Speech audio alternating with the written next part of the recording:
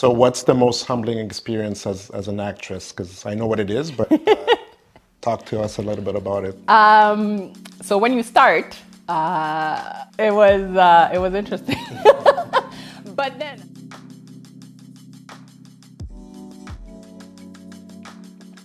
Hi everyone, it's Patrice Milord. I'm your host of the Best Dressed Podcast. Why the Best Dressed Podcast? Because I simply am the best dressed. Today I have a beautiful guest with me, someone that is super important to me, my lovely wife, Bobbie Lamour, who's an amazing actress. So without further ado, let's get into this. So tell me about yourself.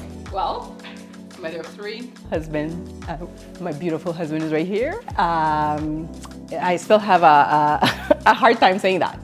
Honestly, I just feel like when you're in that industry, I feel like I'm still a newbie, you know. I'm successful in that business, but Can you tell us about, like, actress is not the norm, so can you tell us about how you got into it? yeah, it's definitely something I wasn't thinking about. Stacia, our oldest daughter, wanted to get into modeling, and it took us a while, you know, to really say, okay, let's try this, given everything we hear about the modeling or acting industry, of course. So she did her research, because when she wants something, she goes after it. And it was after a year, we're like, okay, let's go and see a few agencies. And so after maybe 5 minutes, so Angie was explaining how she got into the industry and why she was doing what she was doing. I kind of let go and said, you know what, I trust this woman. She had over 30 years experience in the industry. Her kids are part of it. And I'm like, okay, I'm okay if Stacia does this. So Stacia meets with Angie, and then she calls me up. She's like, oh, this is your daughter. She's great. Why didn't you bring her when she was younger? She would have made a bunch of money. And I'm like, well, everything in due time, right? But then she looks at me and she starts asking me questions like, how old are you? And I'm just like, So at the time I was 39, and she's like, how tall are you? And I'm like, this is not about me. Why are you asking me all these questions? And she's like, why don't you do this with your daughter? And I'm like, I don't even know what to say, because I so didn't expect it. And that day I was I was dressed like, I'd say, like a bum. Just because, you know, I had winter boots, leggings, her sweater. I was there for her. We took the time to dress her up, make her look extra cute. And here I have an agent asking, why am I not trying to be, in this industry as well? And Angie being Angie, she's like, I'm serious. Why don't you do this with her? And, I said, yes, why not? I'm like, if it doesn't work out, I'll learn something. Wow, that's an interesting story, and I tell this story all the time. Was acting in your path, in your goals when you were young, growing up? Was acting within something that you've even thought about? I did a little bit. When I was maybe, I don't know, I think I was still living in Montreal. Remember that show, Watatata? I was shooting in Montreal. Like, I love that show. And I remember seeing, and I'm like, I knew my mom would never, I didn't even ask. And at the same time, I was so shy, such an introvert. No. So no. So what made you say yes to the opportunity?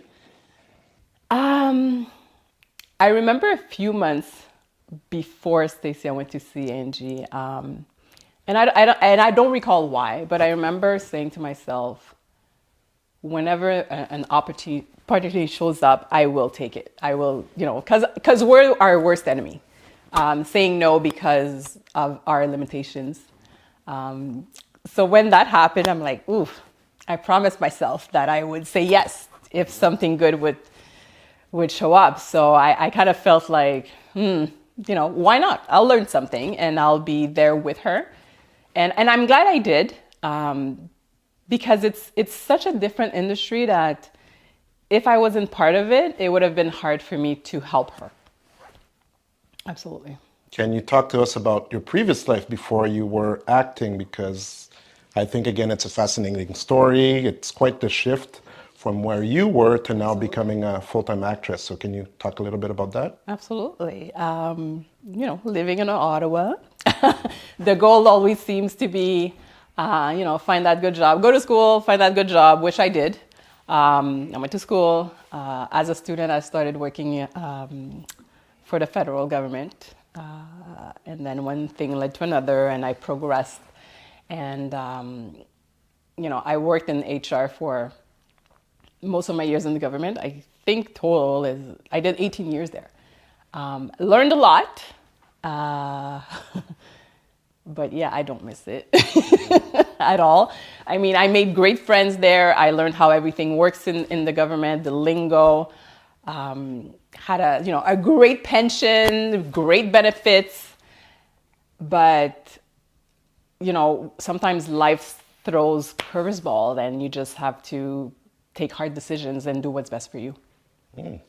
Talk about that hard decision. Like, how did you make that leap from public servant to actress? So what was the decision point, the turning point for you?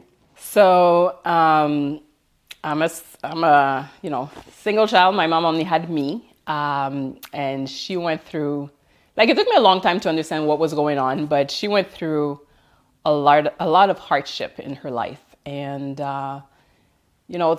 things catch up, and I think it was a great lesson. So long story short, I knew something was off with my mom. But, you go to the doctors and they're like, everything is fine. Because physically, everything is fine with her. No disease whatsoever. And I'm like, something's off with her. But I had to push and fight. And in the end, to find out that she had dementia.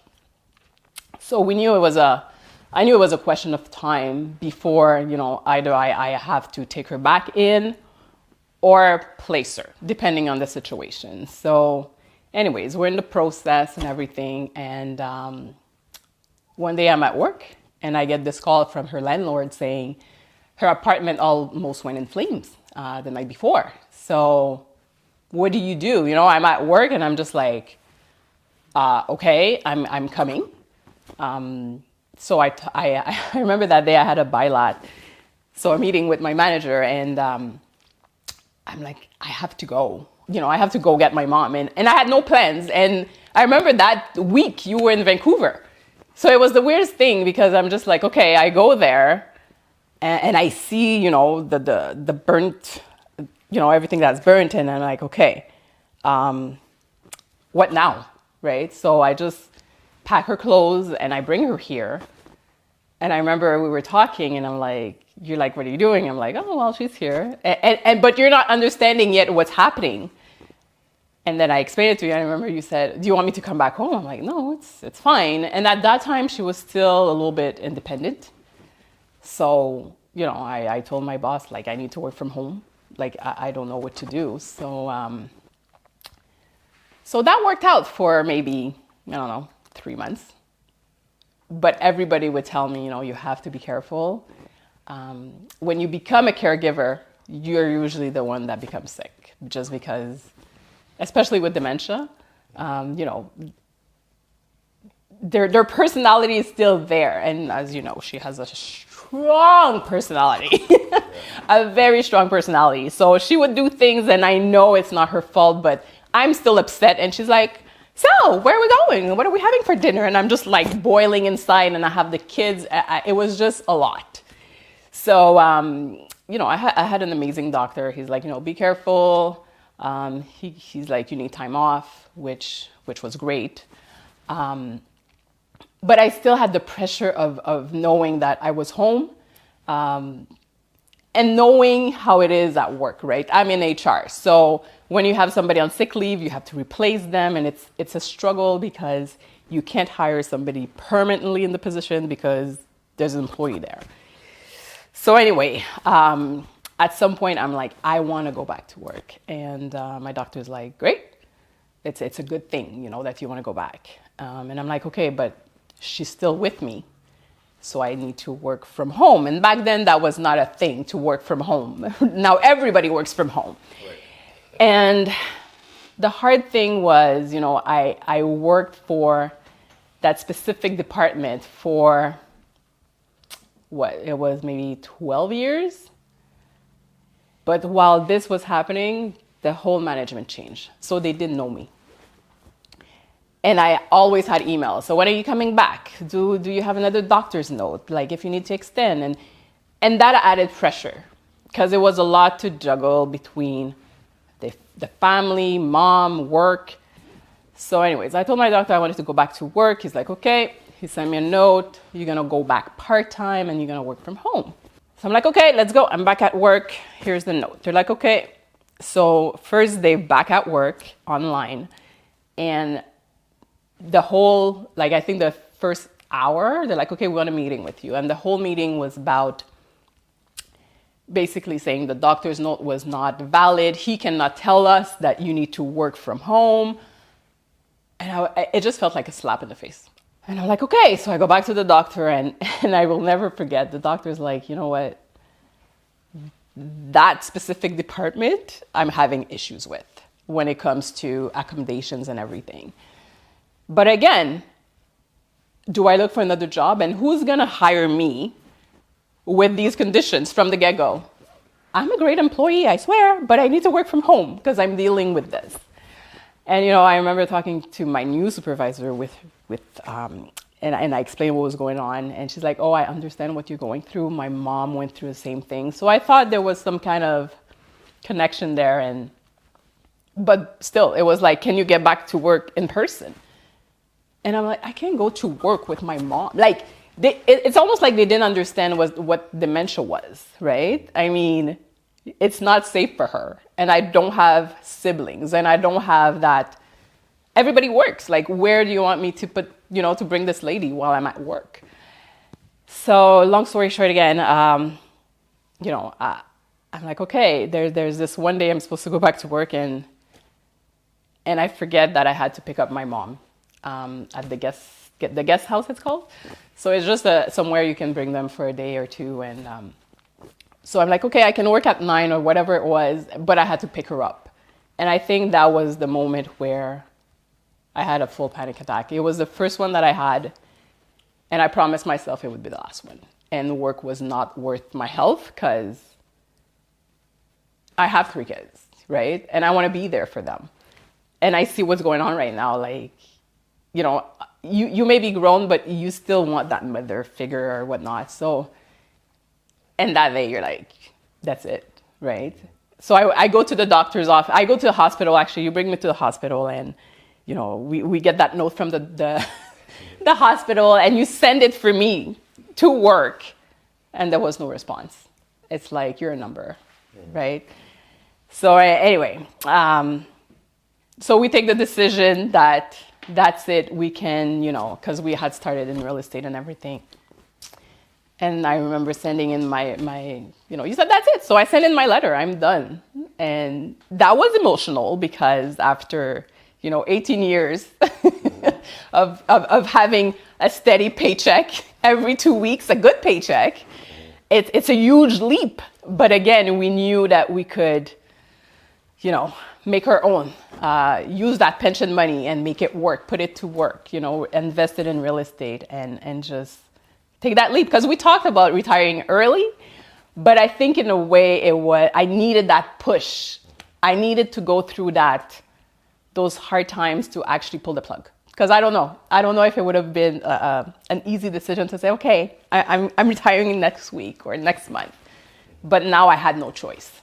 Can you talk about that day? Because I still remember that day when you sent that letter of resignation to work. Talk to us about it. How did you feel?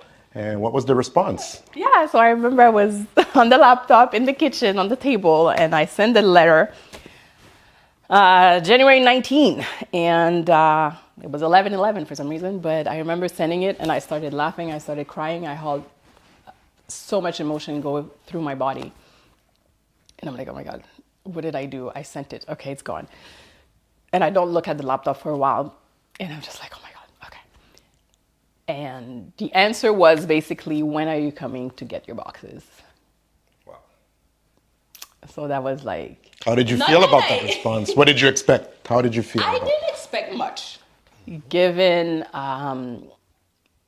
the months prior, like I said, I had no relationship with my supervisor, the director at the time. Everybody was new. But again, every time I would email work and say, oh, I'm back, the staff was happy. So they didn't connect that, or they didn't look in my file to see, how long has it been working? What's her, what's her history?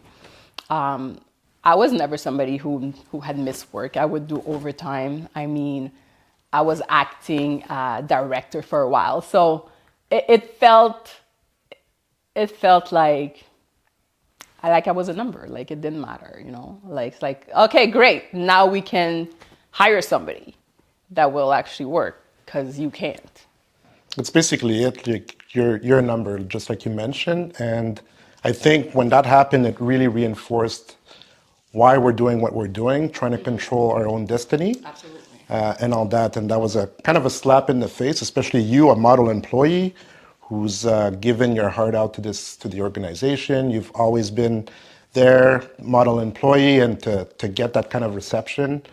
I know you shouldn't be having any expectations, but after 16 years and seeing that kind of a response, it really to me, it was like, okay, so we're on the right track. We're doing real estate.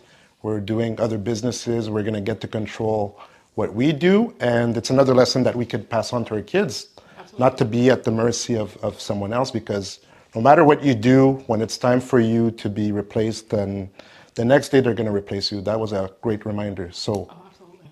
And I mean, I think you were more upset than me when I told you what the answer was. And you were just so upset, and I'm like, it's fine, because I don't think I had expectations of saying, oh, okay, we're having a little, retirement party for you. I had no expectations. But again, what was really interesting, months went by, and they would call me, employees would say, oh, do you want to come back for like a casual or a term? We need people. And every now and then I'm tempted, but I always said no. Not because of my pride, just because now I can control my time. And I don't want to go back to what felt like a cage, unfortunately. Yeah. So fast forward to your acting days. How was it? How was the beginning of your career? And what were the challenges? Well, I said yes. I signed the contract. It was February 2020. So right before the pandemic. So I signed the contract. The week after, they're looking for background on movies. So I go with Stacia. We do background, our first experience. We don't know what we're doing. We're like, oh, okay, that's, it's background work. So, and my agent always says, do background work. That's how you learn the best. So we do that, and then that's it. Everything shuts down.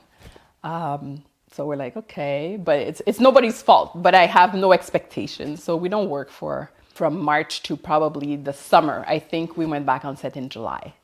And I don't know if, you know now, but there's a lot of Hallmark movies that are actually filmed in Ottawa and Carp and the areas. So our second is in July, and it's a holiday movie. So they sent us like, okay, you're accepted to be a background on this movie. Please bring your winter boots, your winter jackets. And we're like, what is going on? It's a Christmas movie. So we're sweating. But it's interesting, because we see flowers, but then there's fake snow everywhere. But it's COVID. So it's like, get tested. Just make sure you don't have COVID. You get there, they take your temperature. It was a different era. And... but it was fun because we were learning how it actually works. So I did a lot of background that year, just to learn, really. And afterwards, I always had auditions for commercials and everything. Always did, always submitted. But I also took that time off, if I can say, where nothing was happening to get trained. Even Denzel Washington tells you, if you're not on set, you should be learning. It's one of those industry where you're always learning, always growing, and you see the difference when you're not. So what's the most humbling experience as an actress? Because I know what it is, but talk to us a little bit about it. So when you start, especially if you're doing background, where you should start actually, you're actually getting paid minimum wage. Wow. Yeah. So you're going from a 6-figure income to going back to minimum wage. So how did that feel? It was interesting. But then at the time, you know, like we had filled up all the pension money, so you know it wasn't bad. Like we had income, and I mean we still have your income and everything. But that's definitely humbling because there's no for one thing, you're starting, and in acting there's no really such thing as corporate memory.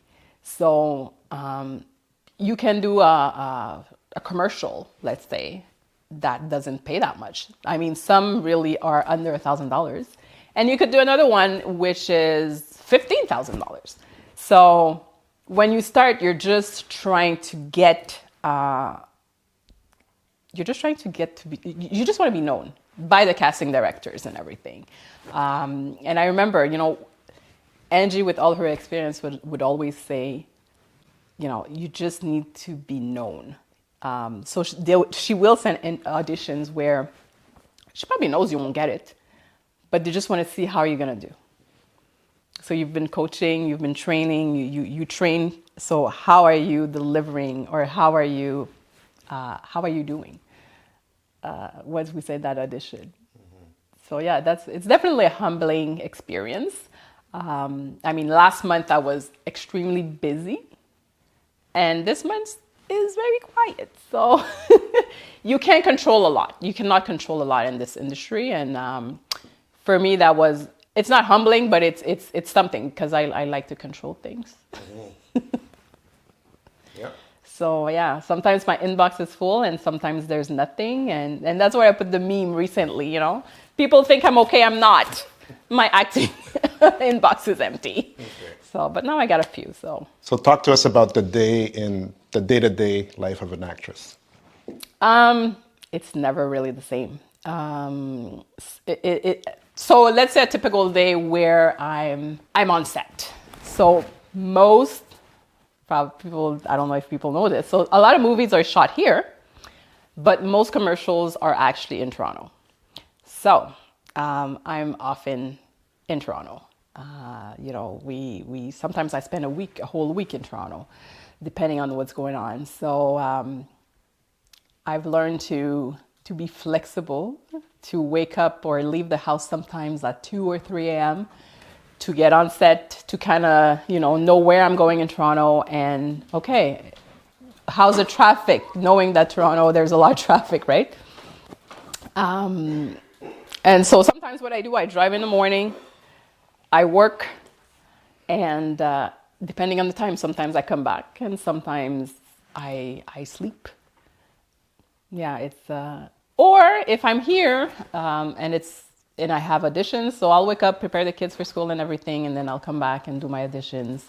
Sometimes we have what we call callbacks. Sometimes those are in person, sometimes those are on Zoom. So it's adjusting your schedule all the time and being able to have that flexibility. And honestly, if I had that 9-to-5 job, there is no way we would be talking about the acting today. There's no way.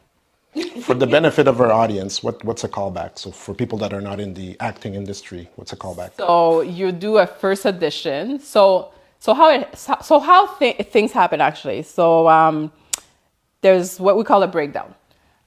So your agent will get a breakdown, and the breakdown is basically a summary of what they're looking for. Okay. So they may say age range, we're looking for a woman age range, I don't know, 20 to 40. And that is not your age, is what you look like. So my range right now is pretty wide because I am over 40, but I look younger. So sometimes I get the 25, 30. I'll go with that.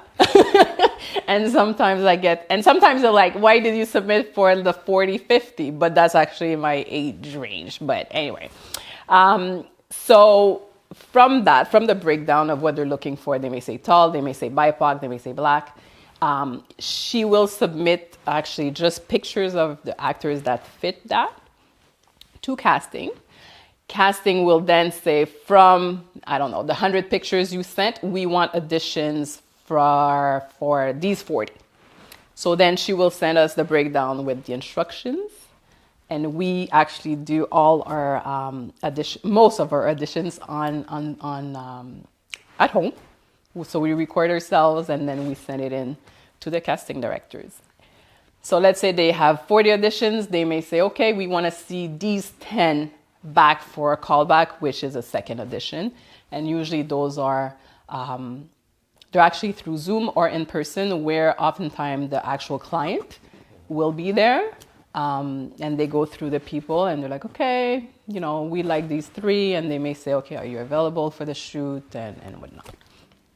So for the people that want to get into acting, like how many auditions do you need to do before you get that first booking on average? Some people are extremely lucky, but on average, it's actually 100. 100 audition before you get your first booking. And I remember reading her emails and I'm like, is this for real? But I kept at it. And when I got my first booking, I went back because I keep all my auditions. And now I classify them, the ones I did, the ones I booked, the ones I got a call back, the ones that I had to decline because I'm in conflict. A conflict is when it's 2 competing companies, which I'm really into right now. So yeah, it's about 100. And for me, it was about 100 to 110 before I booked my first audition. So listen, audience, so anybody that wants to get into acting, you have to do at least 100 auditions. And it's just about being persistent, because the more no's that you're going to get is going to get you closer to your yeses. So. That's well said. Yes, it's exactly that. It's exactly that. Because I know there's days where you don't want to do them and the kids are pushing you, I'm pushing you. Yeah. And then sometimes the ones that you don't want to do, those are the ones that you end up getting bookings for. So it's all about being persistent. Quite a few times, actually. and it's just, I think it's you get a flow, right? I find that when you consistently have auditions, you just get that flow where you're doing them. And then when you stop, you just feel like you're completely disconnected from it. And you kind of lose that flow. So, if you have nothing, really, you still have to read about acting, follow other actors, and just keep on training and getting around others that are in the same industry for sure. But yes, sometimes I don't feel like doing them. I don't know. Can you talk about some of because you've done a few cool gigs that you did, so some of the things that you've experienced, companies you've worked with, celebrities that you've worked with. Do you want to talk a little bit about that? Sure. I did one this past May. And it was interesting because, so when you get an audition, you never know for which company it is. It's very generic. It'll be like Project. So this one was called Project Iced Tea. So I'm like, okay. So I do this audition, and what did I have to do? Oh yes, I had to throw a bottle. It was interesting. I had to throw a bottle and say, hey, cuz. So I had to throw a bottle and catch a bottle. Okay, interesting. Then I get the call back, and this one was in person. So I go to Toronto, I do the call back, and it's similar to the same thing, but they have the mic, they have everything, the lights. So you have somebody that is throwing a bottle, you have to catch it, and you're throwing the bottle. I'm like, okay. They're like, okay, thank you. You leave, and you have no idea if it went well or not.